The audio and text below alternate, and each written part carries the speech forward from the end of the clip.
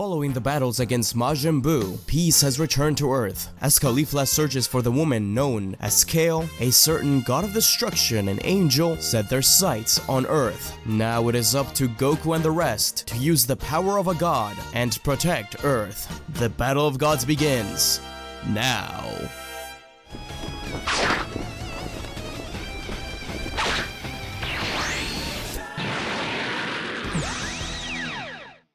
If you'd like to support the channel, then be sure to check out our Patreon. Link is in the description. Lord Beerus, the god of destruction, wakes up from his years of slumber. He had dreams about the Super Saiyan God. He knew what he had to do. Similarly to the original story, Beerus heads towards the world of the North Kai in search of the Saiyans. There, he beats up Son Goku with little difficulty. The Saiyan mentions that there's someone out there who's always been different, someone who could be potentially stronger than even himself. Beerus' attention is piqued, and he heads towards Earth. King Kai yells at Goku for having told Beerus. Now Earth is in danger. Goku smiles. This was just a distraction until he could figure out what to do about Beerus. Caulifla can take it. The gods go to Earth for Bulma's party. Vegeta tries to keep everything calm, but Caulifla is having none of it. She approaches them and yells about how they're ruining this fun time. They had no idea how hard it was to convince her pupil Piccolo to even show up to the party. The gods weren't paying any attention to her shouting. Beerus and Whis tilt their head in confusion, with Whis asking, "Why are you here?" Caulifla is confused, and so are Beerus and Whis. They can tell that something is odd about her, almost as if she's not from this universe. But that shouldn't be possible. What matters the most now is figuring out where to find the Super Saiyan God. Beerus asks about the Super Saiyan God and no one knows what that is, so he chills out for a little bit, eating food, but eventually he gets bored and threatens to destroy the planet. The Z-Fighters battle Beerus but get clapped. Piccolo and Gohan intrigue Beerus, but not nearly as much as their master, though they do show off some impressive techniques that actually push Beerus back a little bit. Caulifla impresses Beerus greatly. Her power is leagues above any of the other mortals out there, but just as it seems like Beerus is getting tired of it all and is about to destroy Earth, Goku shows up and mentions using the Dragon Balls. Shenron is thusly summoned and explains the Super Saiyan God ritual. Everyone brings up Caulifla as the chosen one at first, but Caulifla turns it down, teasing Goku by saying that he needs the power up more than her. Goku becomes the first Super Saiyan God in a millennia, and he fights off Lord Beerus. The fight goes on for a while in an explosive rage that could potentially destroy the universe. Though the battle was impressive, Caulifla knew that deep down, Goku was upset. She knew that her brother didn't like relying on others to get stronger, and he had to get help from Vegeta, Videl, the kids, Raditz, Gohan, and herself. No matter what though, she cheered for her brother. But that Lord Beerus, there was something very familiar about him. Whis as well, almost like she'd seen someone that resembled them a long time ago. But after Goku drops out of Super Saiyan God, Caulifla barges into the fight. Seeing the battle got her pumped, and she joins in Goku. Beerus is excited to take on both siblings, mentioning just how powerful Caulifla is, even though she doesn't have any God Ki. Goku and Caulifla both power up to the max. Even without Super Saiyan God, Goku's ki impressed Beerus. The siblings' aura combined into one, creating what seemed to be a mirage of a dragon spitting out fire. The two joined in, placing all their ki into their fist and punching Beerus with a golden double dragon fist. Once the smoke dissipated, Beerus wiped some scuff from his body, but decided that it was over. With no power left, Caulifla and Goku were powerless when Beerus threw down a giant ball of ki. But just as it seemed like it was about to consume them and Earth, the ball of ki disappeared as Beerus yawned and told them that that was an amazing battle. Beerus defeats them both, but decides to spare Earth. Beerus offers the pair to train, and Goku agrees, though Caulifla turns it down for now. She instead suggests bringing along Vegeta. She has students to take care of, in the form of Gohan and Piccolo Jr. for now. Her talking about her students reminds Whis just what he was going to do, as he pulls out his staff to look up information regarding the Saiyan known as Caulifla. His staff freaks out as the message appears, simply stating that this information is classified. Whis and Beerus are utterly shocked. This has never happened before. Just who exactly is Caulifla? With so many questions on their mind, they leave as Goku and Vegeta prepare for their training. These things stick in Caulifla's mind for a long time. Why did they react like that? And so, time passed. Goku and Vegeta train with Whis on Beerus' planet. Caulifla remains on Earth. Unknown to them, Frieza's men had set out to revive their former emperor and destroy the Saiyans once and for all. Caulifla really enjoyed her time. She could finally rest a little. She knew that soon enough she would have to go out in search for that woman she kept seeing in her dreams. Kale. Perhaps Beerus and Whis knew about it, but she hasn't asked them just yet. She instead spent a lot of time with Chi-Chi and Vidal, taking care of the newborn baby Pan.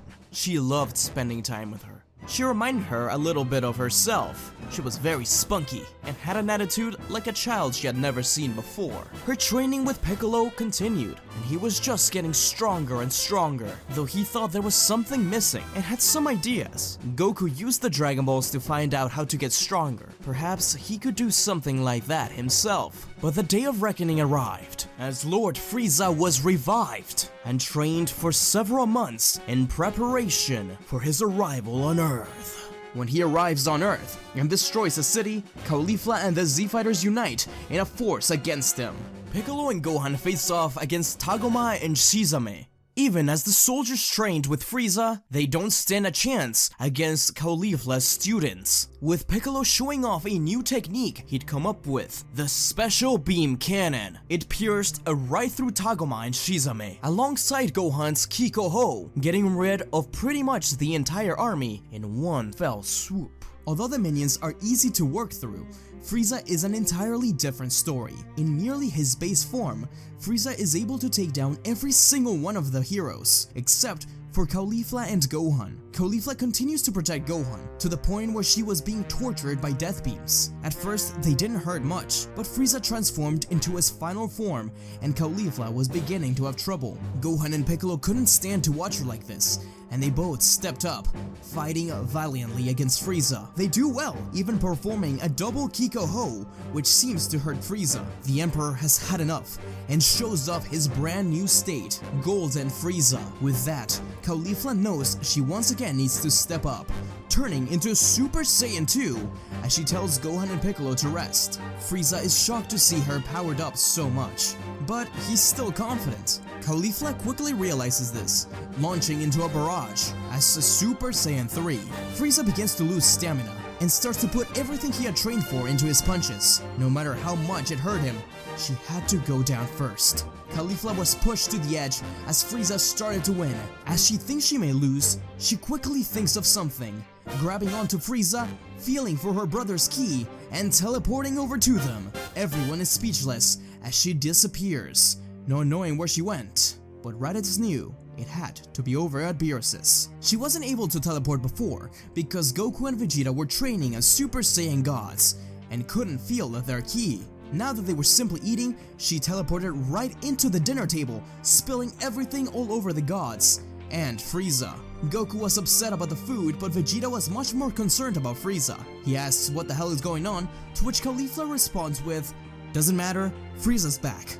Attack!" Vegeta huffs and puffs, but agrees, turning into a Super Saiyan Blue while Whis tries to calm down Beerus. Frieza's happy to fight Vegeta again, and even offers him a spot back in the Frieza Force, but Vegeta is having none of it. Goku's upset he can't join in, but Caulifla is more interested in the power of the Super Saiyan God. Goku corrects her, as that's actually Super Saiyan Blue, a step even further beyond. This piques her interest a lot more. Whis floats over to her and asks why she brought him there. She has enough power to defeat him. Caulifla shakes her head, but Whis insists on it.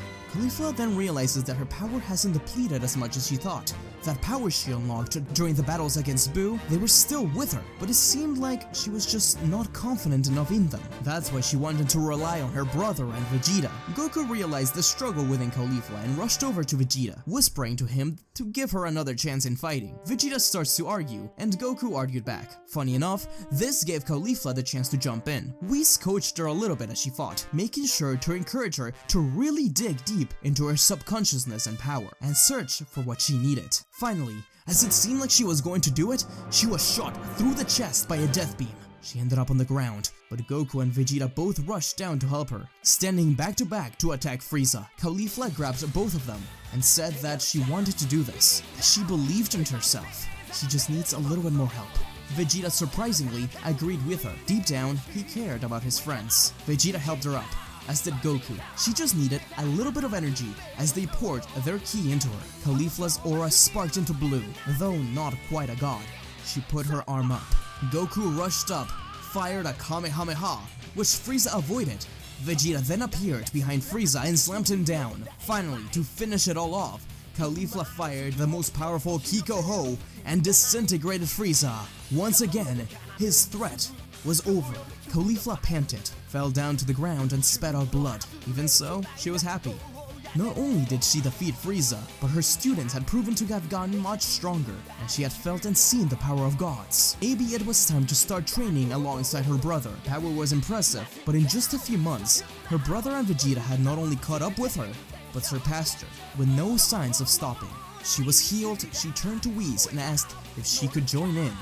Enthusiastically, Whis welcomed her with open arms. But Beerus was still upset about the food. Whis was very interested in finding the length of her strange power, and just exactly where she belonged to. Next, Dragon Ball Super. Thank you for watching, everyone. I really hope you enjoyed that video. We're nearing the end of Caulifla. The Tournament of Power will most likely be the end of the series. I know there's of course stuff like Moro and Granola, but the story of Caulifla as Goku's sister was always planned to end in the Tournament of Power, as that's when we got introduced to this character. So look forward to it next time. I gotta thank What If Universe for editing this video, and Professor Shimp for helping me out with the story. And of course, thank you to my Patreons. I wouldn't be able to put these videos out without you guys. So if you'd like to support the channel and help the videos come out faster and better than ever, then consider becoming a Patreon. Thank you to True Lightning Striker, Squad 100, Ghost 1571, PJ9D III, Lee Urquides, Daddy Bear 103, Gabriel Scott, Kaiser Jirachi, Jonas Paulis, Orange Bag YT, Trent Rolls, D-Man Plays 22, Jim G, Jerma Foster, Oscar Final 1396, D Miles, The Gaming Galaxy, Dakota Kaiser, Keith Grimes, Thayer 45, Celestia, Dreadpool, Phil J. Akir, The Baked Potato, and the real Samuel Randall. Once again, thank you guys. Be sure to like, share, comment, subscribe, and click the bell icon so you never miss another video. And until we meet again, see ya!